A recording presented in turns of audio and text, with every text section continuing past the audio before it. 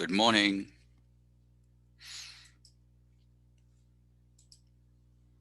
Okay, I wanted to continue here. Actually, what I think I'll do is I'll start with the test here. Can you all hear me?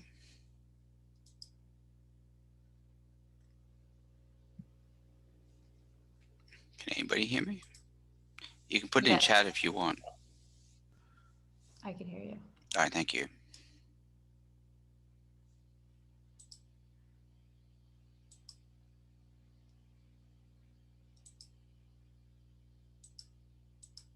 Okay, good. All right. Okay, so let's.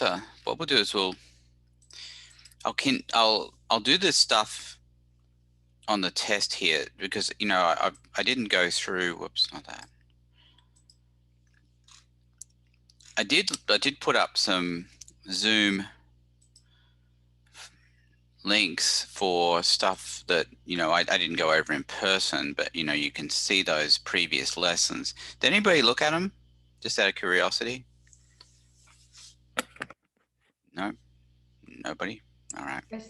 I have a couple questions. I started watching the videos from the old lectures. I got a chance to watch one of them that Okay. you posted. But I All had a right. question about the essay questions for the test. I was Okay. confused about how because it looked like you submit it beforehand. You do.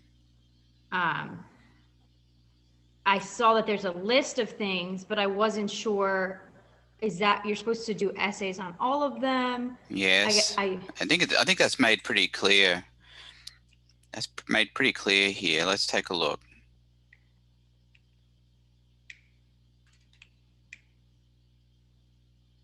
And I guess just kind of like, could you tell us like an example one of what you I would think write? I did all this, Katie. I'll show you.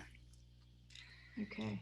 I was looking all through. I went over this the other day as well. I'm not sure you were in class the other day, but I've been watching all the videos and I have half of one to watch left. So I didn't want to get on here and ask that until that, but I also didn't, I fell asleep last night watching it. So. all right, so here it is. This is the notes about the essay question. These are all the essay topics. This is what's expected.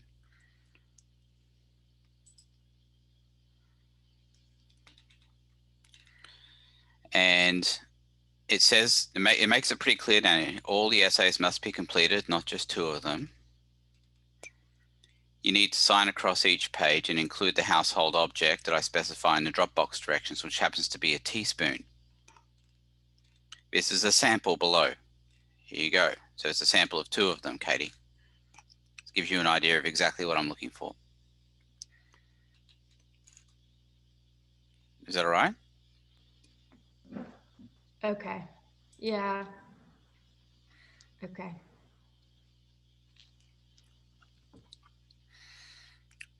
So everything you need is there, I believe. There was some confusion initially about the teaspoon, but the reason the teaspoon is there is to prevent future cheating, so that students can't just use somebody's submission from this semester in a future semester, because I'll be asking for a different household object each time.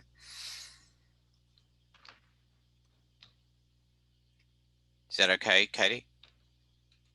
Yeah, for some reason I read that and I didn't see that it said the thing about all of them, not just 2 of them. I didn't, so I was kind of confused. And I guess I just want to make sure that whatever it is that I do, it's complete, because typically when there's been essay questions, I get like half the credit because I don't put enough of what's being looked for. So Yeah, well, it's not that difficult. It's only 50 words that I'm okay. after, and that's 50 words. It's not very many. Yeah. I said last time, probably it should take you no more than 2 hours. 1 to 2 hours would be the max. Okay. I imagine it would take for people to do it. Okay. And then I know that there's also a matching sort of portion. Is that correct? That's for the test 3 units quiz. Yes, but that's not proctored. That's a quiz. It still has to be completed, but you can complete it any time up until up until the submission of a test.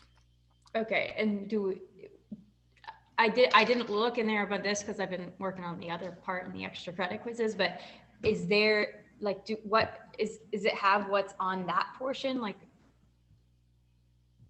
what it's about specific, not necessarily. I think you'll figure it out, Katie. I'm pretty confident. Okay. All right. I mean, you'll see. It goes through. It's all the problems we've been doing, but it shows your ability to do dimensional analysis using the units on those kinds of problems. It's not incredibly difficult. Okay. Or it shouldn't be. But if you have any questions, you can always email me. But I don't think you will. Once you see it and get into it, I don't think you will. It looks nasty initially, but then you get into it, it's not that bad. All right. Okay, thanks. Okay. All right, let's look at some of these examples here. We'll start with question 1. This is an enthalpy question. Enthalpy is something that would have been covered back in General Chemistry 1, I imagine. You've probably never seen entropy before, but entropy you definitely should have had some experience with. Okay, so for something like this, I don't think I'm going to do the math on it, but I'll at least show you how to manage it. The formula, and I'm going to make the assumption that you've read something about this or seen something about it because you've watched videos I've asked you to watch or whatever. So I'm not going to start from scratch on this, but I will show you the method. It's not very difficult.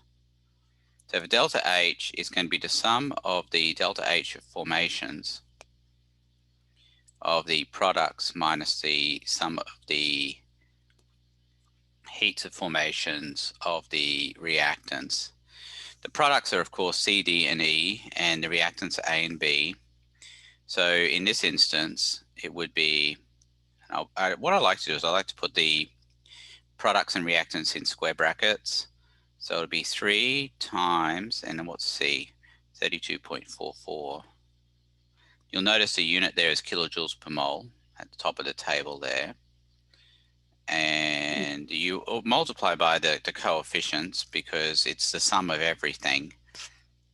Negative 17.95 and 4.27.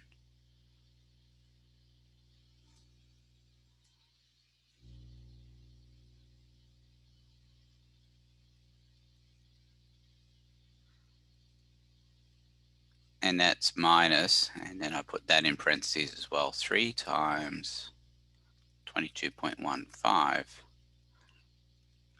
plus 4 times negative 35.88 and 0.98. So it's not really that difficult, I don't think. Now, as far as sig figs go, the coefficients are not subject to sig figs because they're counting numbers. So when you're looking at 3 times 32.44, you don't read that as multiplication, you read it as addition. 32.44 plus 32.44 plus 32.44. So the answer then comes out to be 2 places past the decimal. I'm not going to worry about the math here. I'm sure you can all do that. I have a question. Yeah. So you added all the products and then minus the reactants added together? Mm-hmm. Yes. Now, my one tip for significant figures here is always, excuse me, always don't round. I mean, never round when you've done the products and then the reactants if you do them separately. Sometimes people like to round the significant figures after each step, but you don't. You just round it at the very end. That's my only suggestion. Anybody got any questions? Other questions about that one? I don't see this one as being very difficult.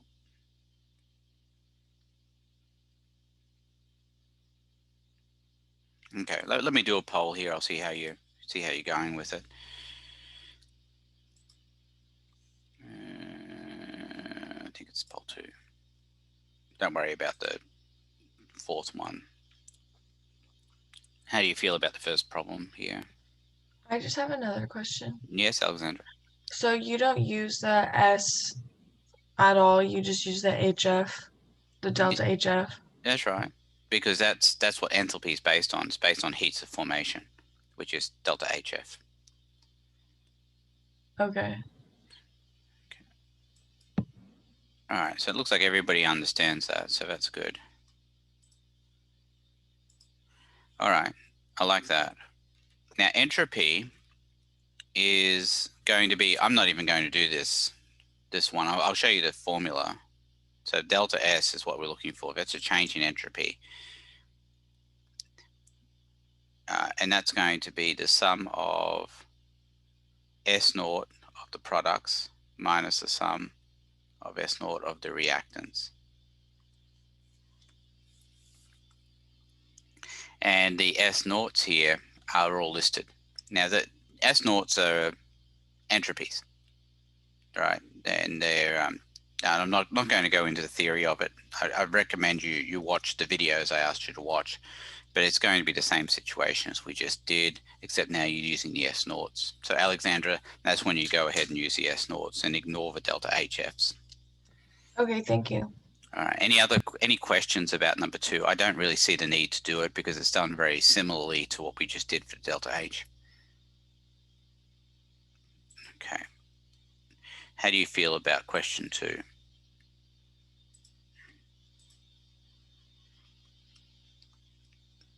Ten, 9, 8, 7, 6, 5, 4, 3, 2, 1. All right, so everybody looks like they like those. Okay. Now let's look at number 3. So for number 3, you're looking for the Gibbs free energy, and I give you a formula up here for that at the top. Delta G equals delta H minus T delta S. It also gives a temperature there. It's 25 degrees C. So you're going to use that. Let me go ahead and delete some of this here. I have a question actually. Yes, Anna?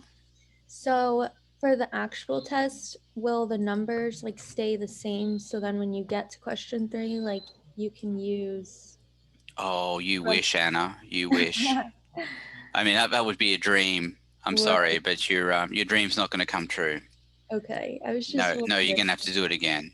Okay, thank you. It's a good question, though. I've thought about that, Anna. I've thought about just, not having questions 1 and 2 at all, and just having questions 3 and 4, or even just question 4 by itself. But the reason I include them all is because I know that if you got that question wrong for whatever reason, then it would be, obviously a much more points. And I don't know, it just seems like I just want to see that students can do all the different parts, I guess. Right. No, I understand. But yes, that would be wonderful if that happened, but I can't make that happen, unfortunately. I would, if I could, I would, believe me. But the other thing is that it gives you a chance to get it right if you do get the other ones wrong. All right. So the formula there for Gibbs free energy is delta G equals delta H minus T delta S. Now the delta H, again, I don't really want to do the math on it because it's the same as what we just did. So it's the delta H. The delta S is over here. The temperature is always going to be 25 plus, we can even make it 273.15, but the adjusted thing for the sig figs there would be 298K. And that's going to be an addition, that's going to be a multiplication. So that's so that's how you'll do the math on that one. Does anybody have any questions specifically about this? Because I don't really want, it's the same thing. I didn't really want to do the math on it though. Yeah, I was writing down when you just said that. So the 25 plus 273.15, what numbers are those? Well, you got here the temperature. Oh, I see what you did. I see what you did. Never mind. Now the temperature has to be in Kelvin though. Yeah, that's all you were doing. Okay, I Right. get it. Okay, now a couple of other things. For delta H here is going to be in kilojoules per mole, which is fine. That can stay the way it is. The delta S though, if you look at it, is joules per mole per Kelvin. Which is why the temperature has to be in Kelvin for one thing, right? But look at the unit here, it's joules. So what you're going to have to do is multiply that by 1 kilojoule over 1,000 joules as well.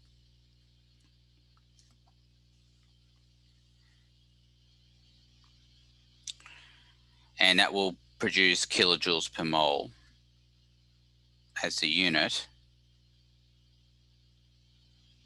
And then that can be compared to the delta H kilojoules per mole, and you can do the subtraction and get your answer.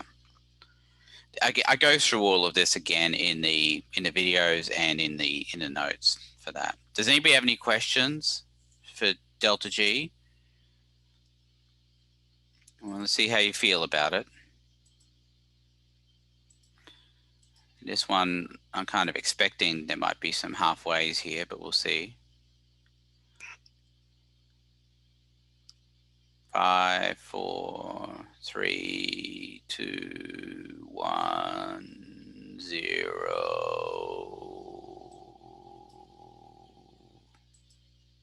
All right, so I've got a couple of people who understand it halfway. Does anybody want to ask any questions about this? I have a question. Yes, Alexander.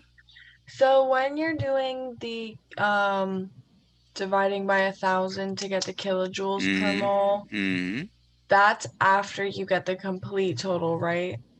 No, that's just on the T delta S part.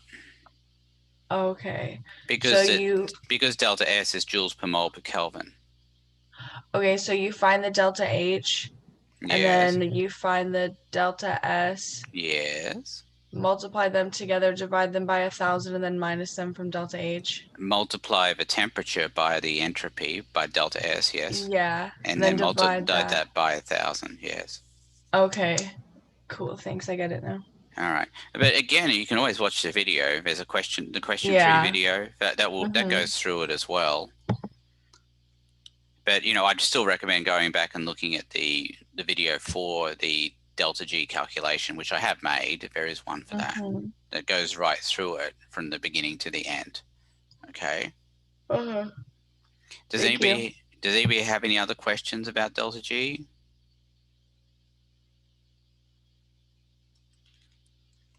All right. So the K calculation, and this is looking for PK. Now remember what P means. A little p means take the negative log. So once you get the K value, you have to take the negative log of it to get the answer you put here. But again, I've got all this in the question for video as well. So it's not like I'm asking you to do something completely foreign here. You'll still need to do what you need to do. All right. I will delete some of this stuff here so we can do the K. All right, I'm going to do the poll again here. See if people still are concerned about delta G, because I don't want you to want to go on to K unless everybody understands delta G. There's only 11 of you here, so how are we feeling? I'll give you 5 more seconds. 4, 3, 2, 1. All right. So we've still got one student here. Come on, spit it out.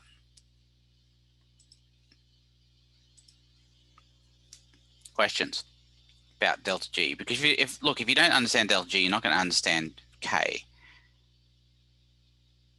So basically for this one, we're doing exactly the same thing, but we're just adding the R in there somewhere? You'll see in a second. Okay. I'm not talking about peak. When I asked that previous question, it was about delta G. Oh, okay. But we'll get to this one in a second. Anybody want to ask a question about delta G? All right. Well, look, I can't force it out of you. As much as I might like to, I can't. So All right, so delta G equals negative RT ln K. So we're looking, this is how we're going to get K. We're using that formula that you're given up there, right? So it's not some sort of thing you have to memorize or anything. All right, so delta G equals negative RT ln K.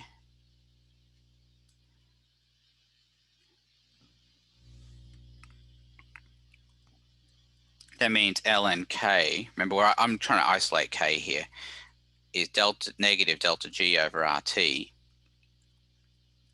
But if I want to get rid of the ln on the K, let's see, then what I do is I do K will end up equaling E, which is in the E inverse log, negative delta G over RT. So if you look at your calculator, you'll see the ln button, but above the ln button on your calculator, you'll see the e to the x button. That's what I mean by e to the power of. So once you've got the delta G value, which is going to be in kilojoules per mole, then you should do the delta G over RT, but you've got to be a little bit careful of the negative sign here, because if the delta G itself is negative, then that will turn into a positive. That's going to be important.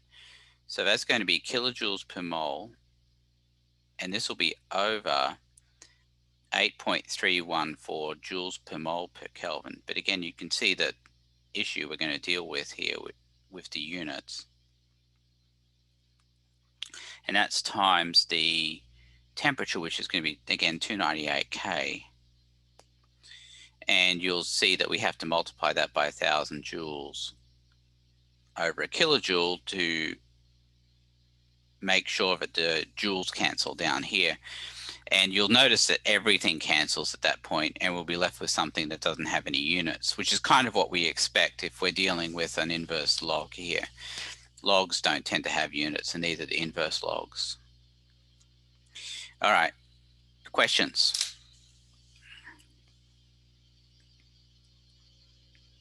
Questions?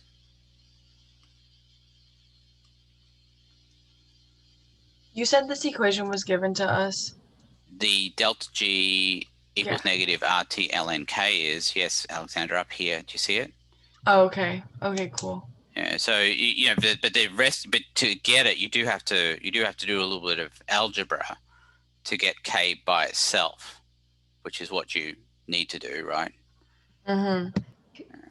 Could I give you one? I mean, I don't know if you want me to do all that, but I did a practice quiz and I got one of the answers wrong, and I'm like, I understand how to do this, and I got through the practice, the ones that you have to pass before you can do the credit one, and I got one of them on the credit quiz right, but then I didn't get the second one right, and I've like redone it, and I keep getting the same answer. Katie, I'd have to see your work. Okay. You know, your complete work, and you should probably send it to me. Okay. Okay. Was it one of the practice quizzes you said, or? Yeah. Yeah. All right, we're not done here yet with this one. So what we do is you calculate all of that. Then you do e to the power of that, which is effectively the second function log, the second function natural log of whatever value you get here. And that will give you K.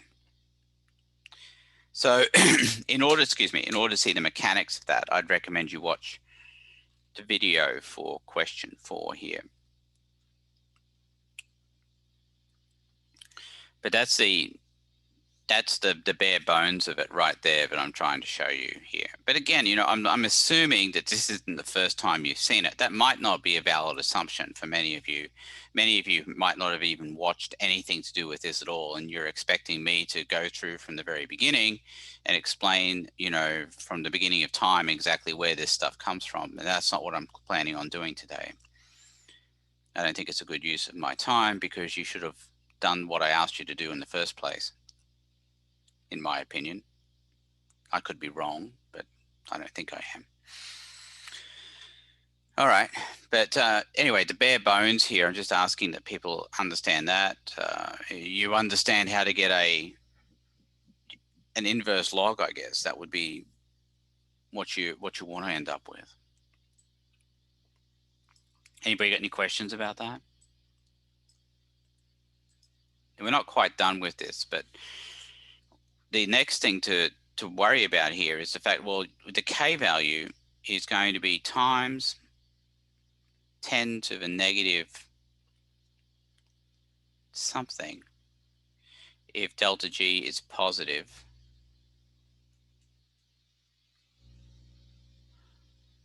It's going to be a pretty small number. And it's going to be times 10 to the positive something if delta G is negative. So if you're not getting those kinds of values for K, then you're probably in the wrong ballpark.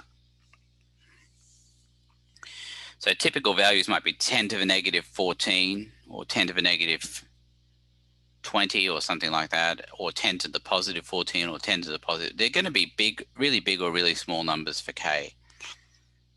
To get PK, it's going to be the negative log of K. So you'll take that value and hit the LOG button, not the LN button, the LOG button, and get the K and get the PK out of the negative log of K. That'll be the last step, and that's what's expected for the answer, is PK, not K. The reason for that is because PK won't be scientific notation. It won't be required to be put into scientific notation, whereas K probably would be. All right, any questions about K? I have one quick question. Yeah. So, since we have to take the negative log of it, I kind of just use my calculator and highlight it. Do you want us to like round at all during the problem? Well, the sig figs here really won't matter that much. Okay. Because the answer will have a tolerance associated with it. Okay. So I doubt that you'd get it wrong if you put in something that was close. Okay. All right, any other questions about question 4? Yeah, I mean, you can watch the video about this, the question 4 video specifically, but I wouldn't just watch that. I mean, I know some people will, and they'll try and just memorize how to do it. But I think it's best to get the background on it by watching the stuff that I asked you to watch. But I think a lot of people didn't or refused to. They said, well, look, if he's not going to be here to teach us, then I'm not going to watch it. Well, that's not really a very good attitude, but I imagine that's the attitude some people had. I don't think it's reasonable, but what am I going to do? Anybody got any questions about number 4? Well, I'll find out nervously how people feel about question 4.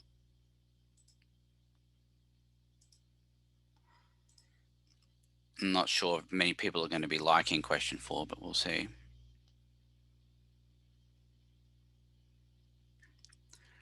Five, 4, 3, 2, 1, 0. Okay, so 8 and 2. So the people who understand halfway, if you've got a question, now's a good time to ask. If you don't have a question or you don't want to ask a question, then I'd recommend you do the background and watch those videos I asked you to watch. Look at the PowerPoint, look at the videos, and look at the Zoom session that relates to this as well, and that will give you what you need in order to solve the problem. All right, any questions? Last questions about number 4. All right, if nobody wants to ask, then there's not much I can do about it. Okay.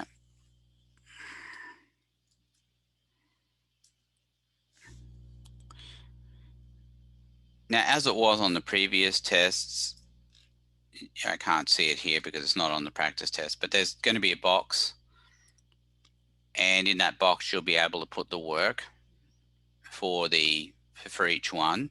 So if you do get it wrong, then you can always email me and ask me to look at the box and give you partial credit.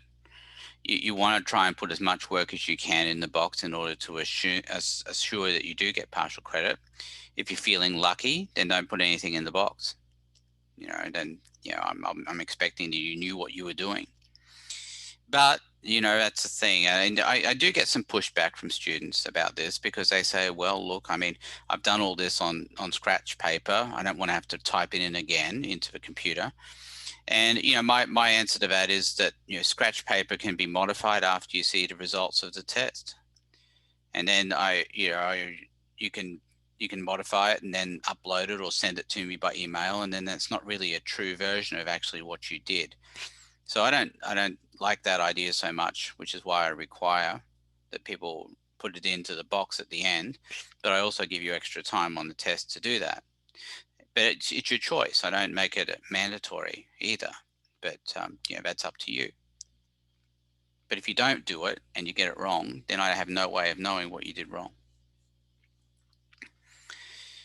Okay. Let's look at number 5. And this has to do with the nature of delta G. Let's see what else is here. Yeah, delta G. Okay, all right.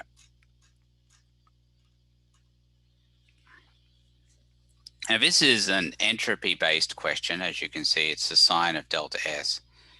Now, as I had said earlier, the delta S is going to be the sum of the S naught of the products minus the sum of the S naught of the reactants.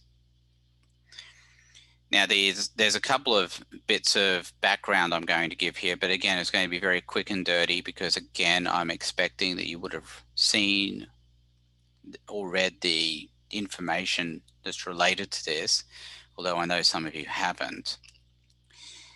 The entropy of, well, let's see, gases is great. This is for entropy.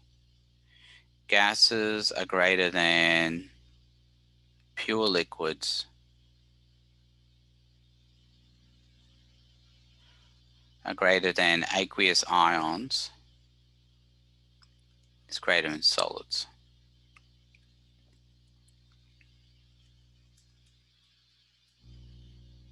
I'm going to write that solids. So when you're looking at a problem like this, the solid, which is CrPO4, stays as CrPO4 because it's a solid. It doesn't break up into ions.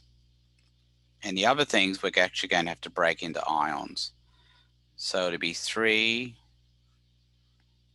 times Na plus and Cl minus. And that gives the Na3PO4,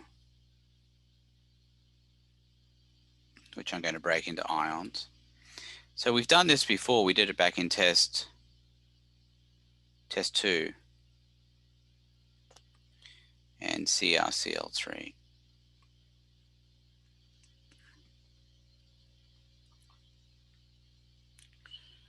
So what I'm trying to do here is count the particles so we can get an idea of the entropy changes that have occurred during this process and what this means for the sign of delta S.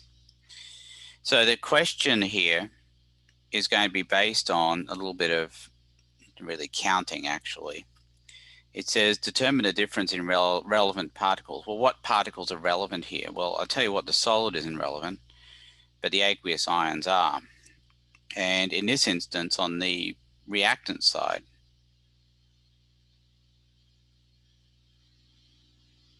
I have 6 particles.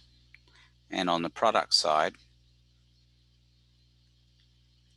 I have 4, and 4 is 8 particles. And if I get the delta S based on the relevant particles, it'll be 8 minus 6, which is positive 2.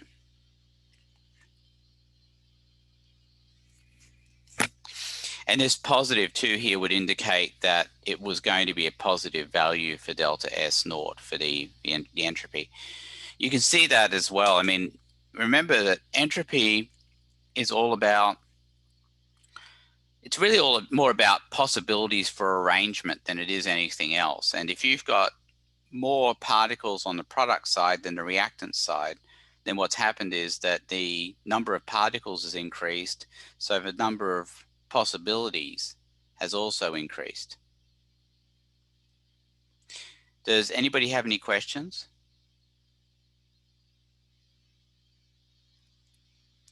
So the answer here. So you just minus the reactants and the products? Yeah, just like we did for the delta S equation earlier, Alexandra, we did the sum of S naught for the products minus the sum of S naught of the reactants. In this case, though, what we're doing is we're counting up the particles on each side and then subtracting the reactants from the products. So products minus reactants. Okay, thank you. The main problem there, though, is more with counting the particles, because sometimes people have trouble breaking up the particles to begin with. But the key, I'm sorry, Katie, I can't hear you. Katie, you are breaking up. I cannot hear you. No, Katie, I can't hear you. Could you put your question into chat, please? Maybe that'll be easier.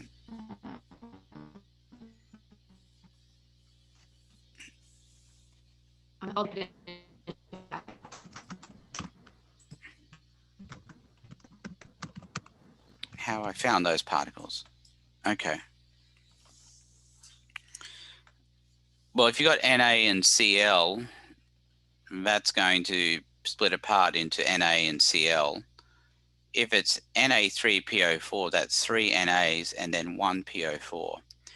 That's sometimes a mistake that people make, is they see the 4 there and think there's going to be 4 POs, but that would be a polyatomic ion, which means that it's its own group. And if there was more than one of those polyatomic ions, it would have been in parentheses, which it isn't. So it's just 1 PO4. And then you got 1 Cr and then 3 Cls with it. So that's why I recommend is drawing a picture out of each one, so you can see exactly how many particles you have. I'm not sure if that answers your question though, Katie. Does it?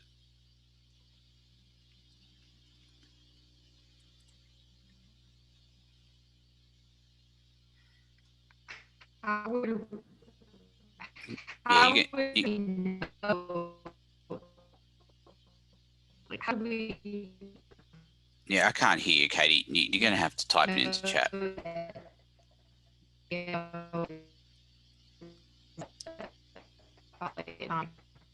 I can't hear you. Katie, I can't hear you. You're going to have to type it into chat. Can you hear me now? I can now, yes. Okay, how would we know, besides PO4, like how would we know that one is a polyatomic ion and not to count those? Right, you're talking about the difference between, say, Cl3 and PO4? Yeah. Well, Cl is its own element, single element. PO4 is polyatomic because it's made up of 2 atoms. Okay, so when we're seeing, okay. But if you saw PO4 in parentheses, then you'd know there were 3 PO4 groups. Okay. But when there's no parentheses, you're assuming there's just one of them. But that's the difference between PO4 and Cl3.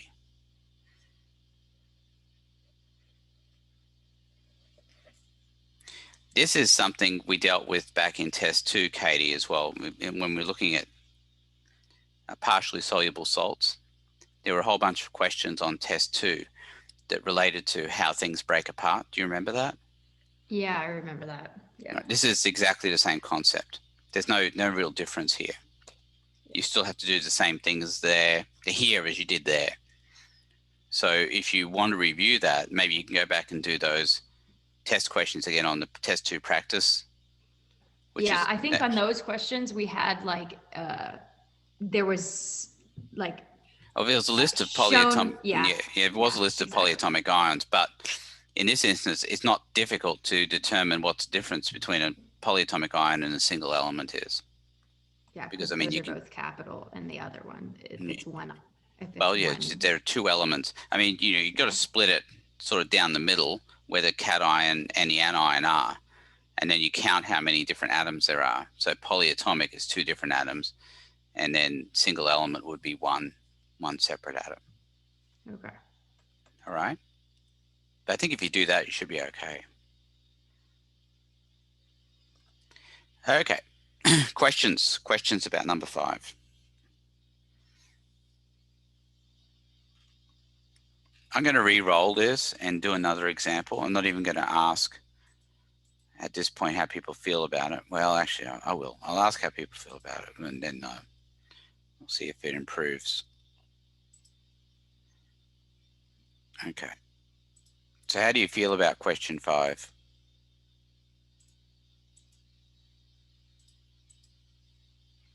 How do you feel about question 5?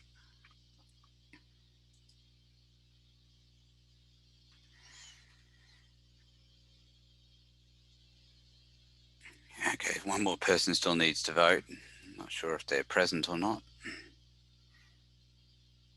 All right. They don't want to vote. They just did. All right. Okay. So most people seem to get it here. Any questions that could help at this point? My question is just, I'm a little confused how you found that there was 8 products and 6 reactants. Okay, I just counted them up. 3 NAs, that's 3 plus 1 is 4, plus 1 is 5 on the Cr3 plus, and then 3 Cls is 8. On the on the reactant side, on the reactant side, we got 2, but there's 3 sets of 2, which is 6. Okay. You sure that's okay? So you're going based off of more of what you wrote down is what we're basing off the reactants and the products, right? I'm not really understanding that question, Emmeline. I'm sorry. All right, let's see. So for the products, it's the three NAs with the 1 PO4, and then you had. But then no, it's 3 NaCls, and so it's 3 NAs and 3 Cls, total of 6. Oh, okay. I mean, think of the NaCl as being a box, and we've got 3 of those boxes, and each of those boxes contains an Na and a Cl. Okay, so they're 2 separate ones. That there's just 3. Yeah, because it's an aqueous ion, it's splitting into aqueous ions. The NaCl splits into aqueous ions. If you got 3 of those, they split into. It's like an apple and an orange. So 3 boxes containing an apple and an orange. How many apples and oranges have you got total? You got 6. Okay. But think of the NaCl as a solid, having the apple and orange sort of fused together. Not really an apple or an orange separately, but kind of joined together with a stick or something. And then when you put that apple and orange into water, it breaks apart into separate apples and oranges. Think of it like that. Okay, that makes more sense now. You sure? Yes. Okay. Oh, look at that. Well, this is just a reverse of the previous one. I don't want to do that again. This is just the same one, just reverse. Let's do it again. Re-roll.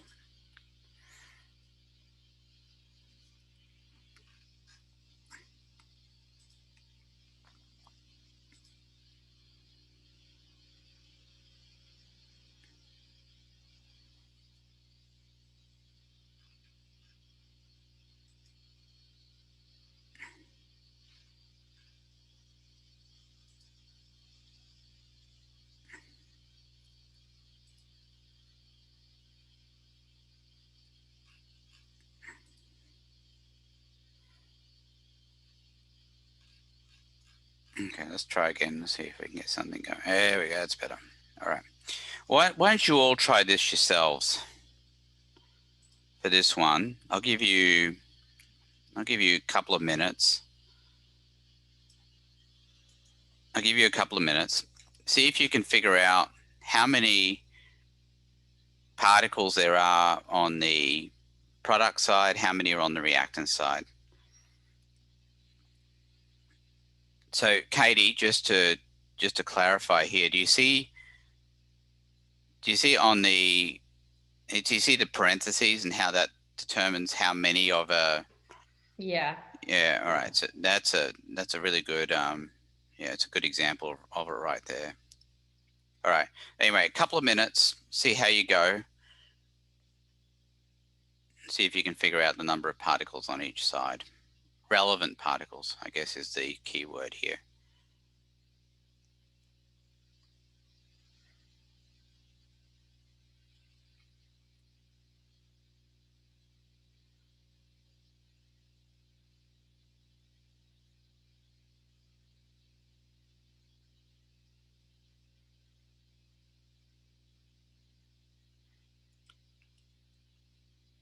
Did anybody get an Amber Alert come through on their phone? That's what I might have been hearing earlier.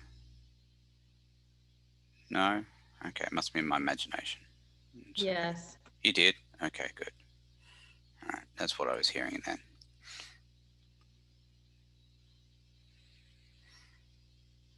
I don't have my phone with me. It was off in the background somewhere.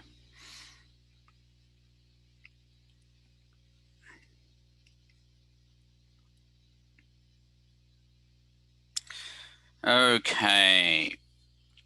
So the number of particles on the product side would be, let's see, I get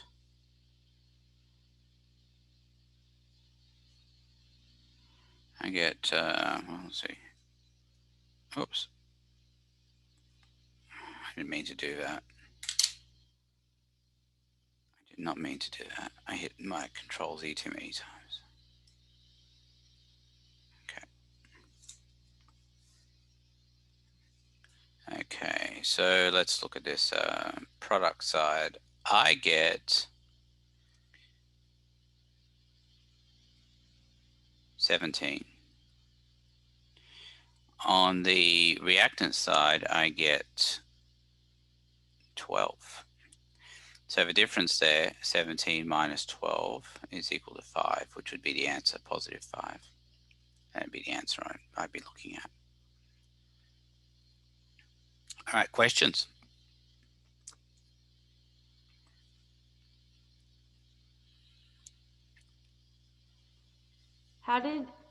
Sorry, I was still working on it, but how did you get 12 for the reactant side? What are you counting? So it's got two irons, 3 CO3s. Yeah, but you don't count the solid, Katie, because oh, sorry. No, yeah, I wasn't counting that. Yeah, sorry. Okay, 6 LIs.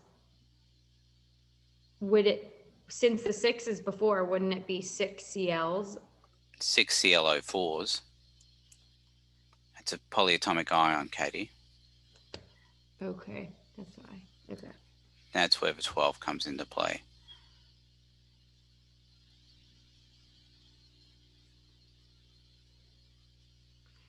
Okay, and I should know it's a polyatomic ion because it's on the other side as 1. Well, you should know because it's two things. It's Cl and O. That makes it a polyatomic ion.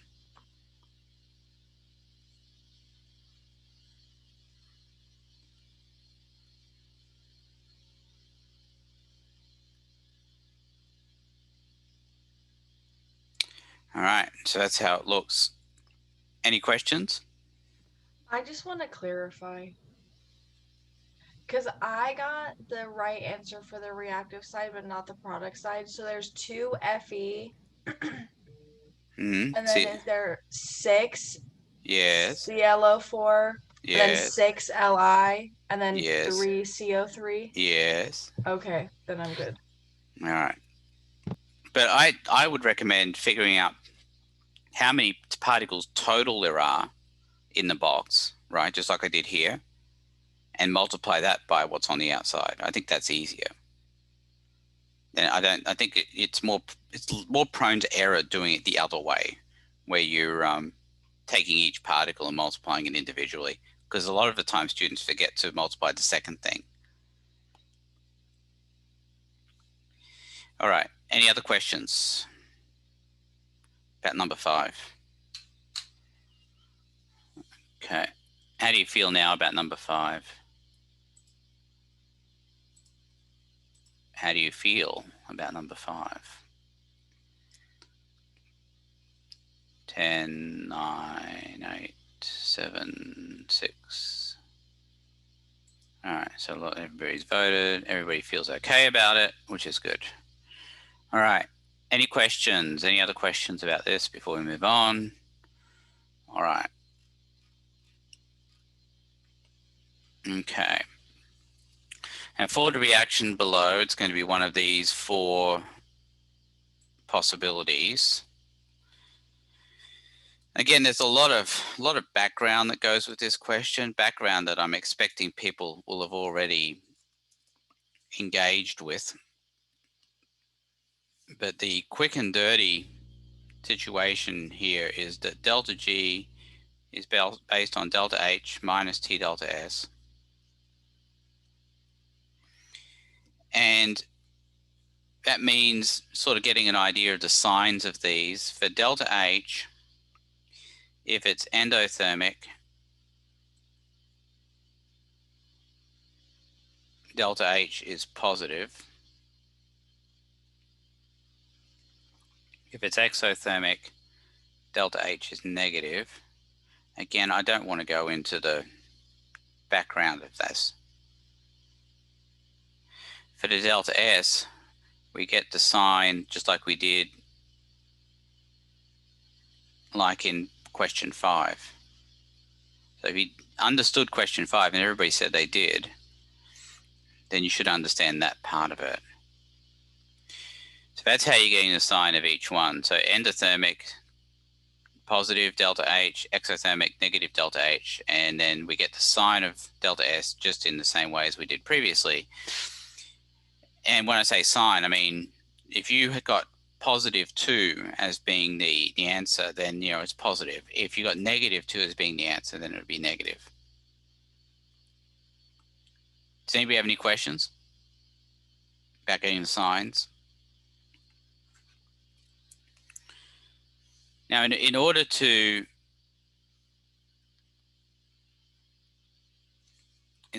figure out what's going on with regard to delta G, there's a Cartesian plane thing that we can employ. Let's see. Let's get this right. Yeah, so that would be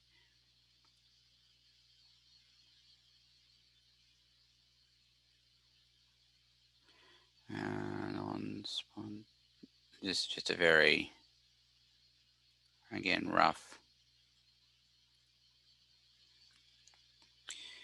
spontaneous all temperatures, non-spontaneous all temperatures.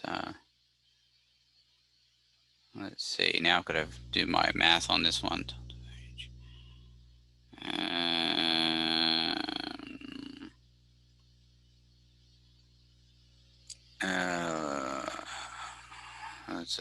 Let me see.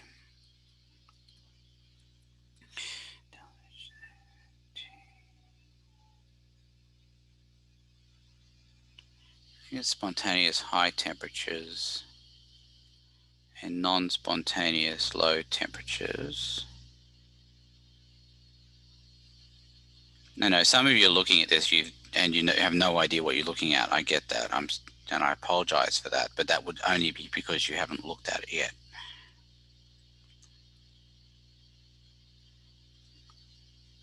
You might be seeing a common theme in what I'm talking about here, but yes, I think that's it. Yeah, I think that's right. All right.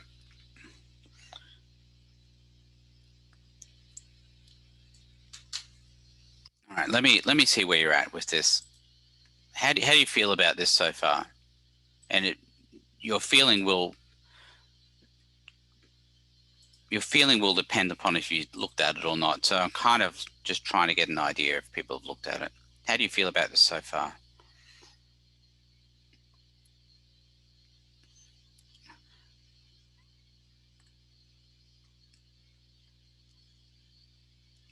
One more, thank you. Okay, that's where we're at. Okay.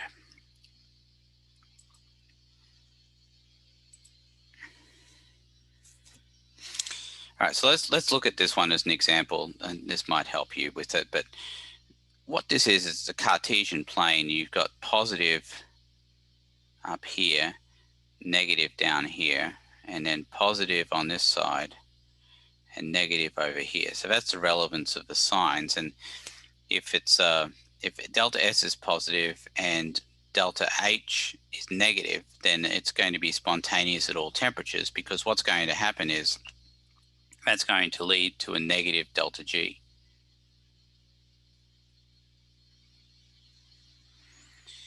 At everything leads to a negative delta G here. If it's well, spontaneous, I shouldn't say that. Yeah. So spontaneous would be a negative delta G. Non-spontaneous would be a positive delta G. So delta G is negative. Is spontaneous.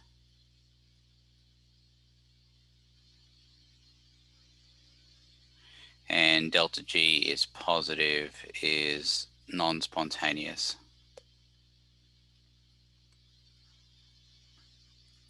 Okay.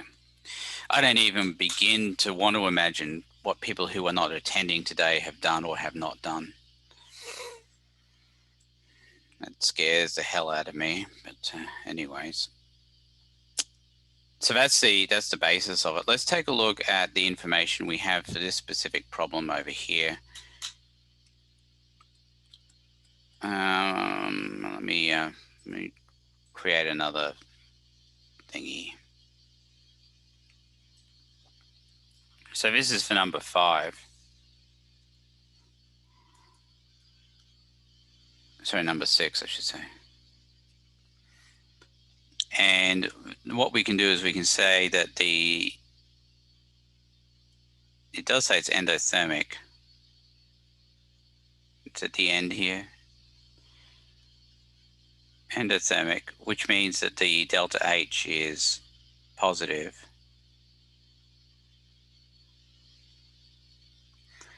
And the delta S here, well, let's have a look. On the products, it's going to be products minus reactants. So let's see. So on the reactant side, I see 17. And on the product side, I see 12. So it's the reverse of the reaction we looked at earlier. So if you look at the difference there, delta S being, S naught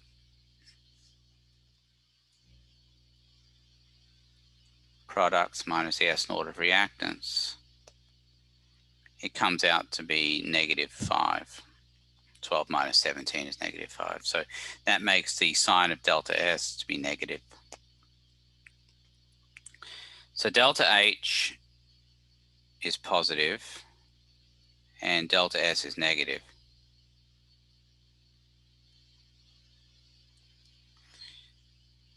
Now, per that Cartesian plane thing, delta H being positive, delta S being negative, should mean that it's non-spontaneous at all temperatures.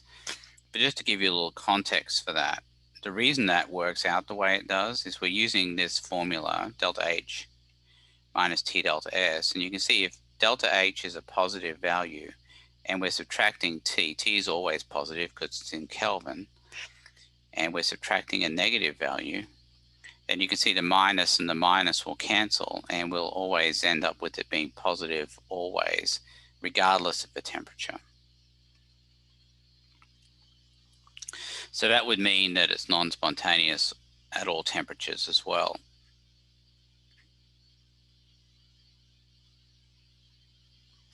And that's the answer you would choose.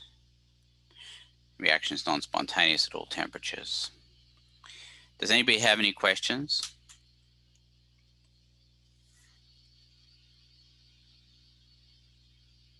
No, but can I just see that chart one more time? Like the grid? It's in the notes as well and in the video too on the nature of delta G. But it's not meant to be something you have to memorize, because you can figure it out just by doing the kind of analysis I did at the very end there, where you use the delta G equals delta H minus T delta S and figure out what the signs can be.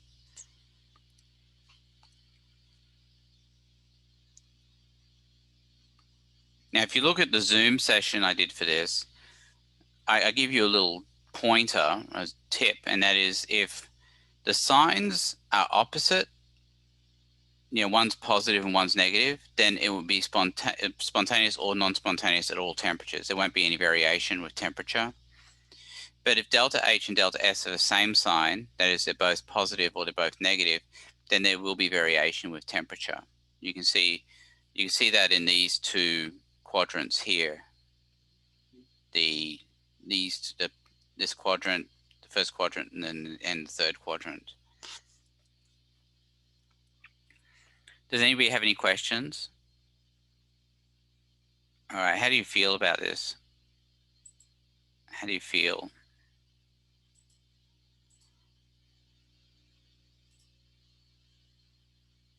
How do you feel about number 6?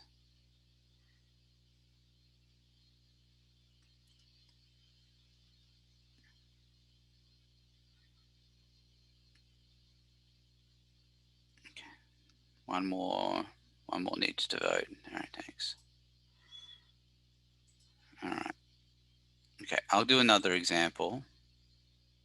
I'm hoping it'll come out the way I want it, but we'll see. I'll leave this over here because we'll use it again.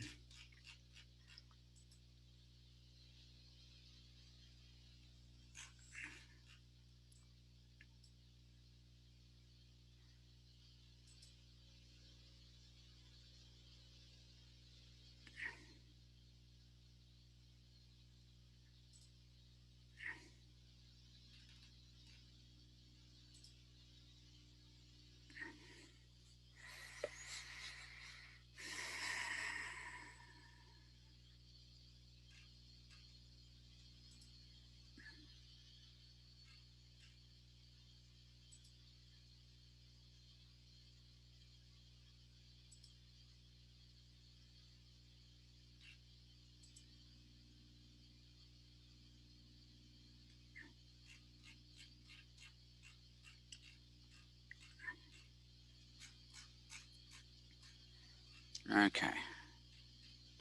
Let's take a look at this one here. So what I would do with that, I'd look for the, see, delta H is negative, so that makes it exothermic. And delta S, so we're looking at the reactant side and the product side, and I get 6 particles on the reactant side going to 4 particles on the product side. So the delta S, products minus reactants, 4 minus 6, which is -2, so it's a negative. So delta H is negative and delta S is negative.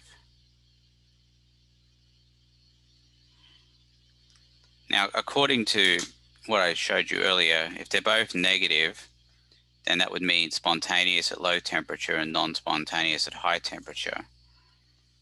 See, they're both the same sign, so I know that there's going to be some variation with temperature here.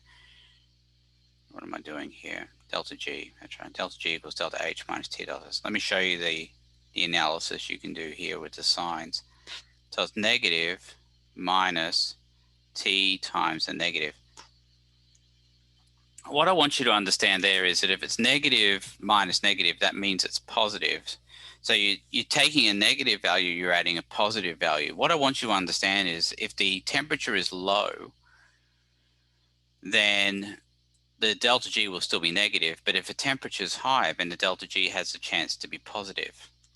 So at low temperature, delta G will be negative, the reaction will be spontaneous. At high temperature, delta G will be positive, and the reaction will be non-spontaneous. That's what you're going to end up with. So low T, spontaneous, negative delta G.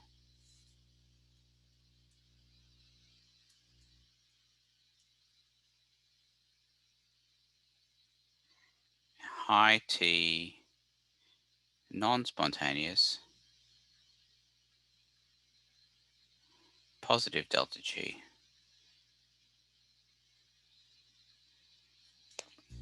All right, does anybody have any questions? All right. How do you feel about it now? Number 6, how do you feel about it now? 5, 4, 3, 2, 1, 0. And one person didn't vote. All right. Hey, any questions? Any questions? So you don't, in essence, what I'm telling you, you don't need to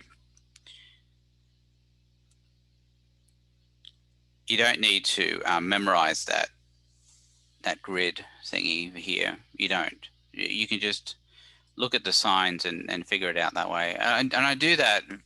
I give you examples of that in that Zoom session and in the videos as well. So again, I'd recommend you take a look at that. Don't just use this as your sole knowledge for what we're talking about here. Does anybody have any questions?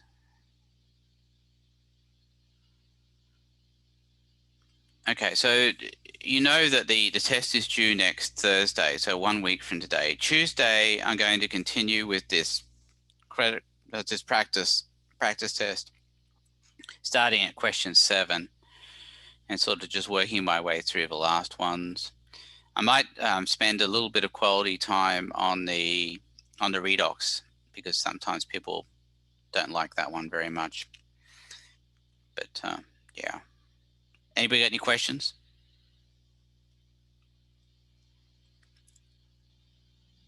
Anybody got any questions?